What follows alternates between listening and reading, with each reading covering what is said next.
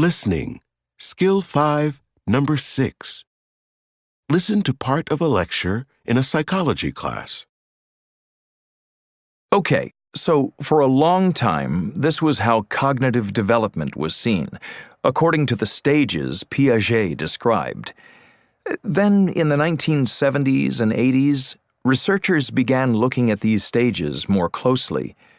What they were questioning was the timing that Piaget outlined. Piaget's experiments with object permanence in particular, researchers wondered if perhaps children developed this concept at an earlier age than Piaget had said, that maybe younger babies had the concept, but were still lacking in the motor skills to demonstrate it.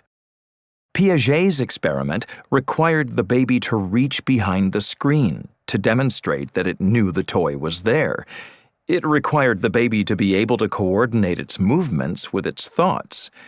So, later researchers decided to design an experiment that could be done with younger babies that had not yet developed a certain level of motor skills.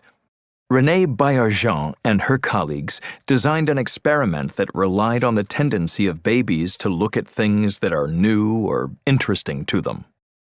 It was really quite a brilliant idea they had, a great research design. They designed an experiment that showed objects moving across a screen. The babies in the experiment looked longer when an object that had been on the screen appeared to be hidden, thus showing, according to the researchers, that they could remember the existence of an object that was no longer visible.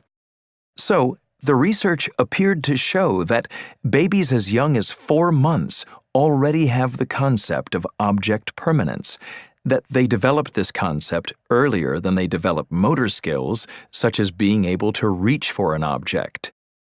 Research such as this is used as a basis for arguing that Piaget underrated infants' ability to understand the world around them.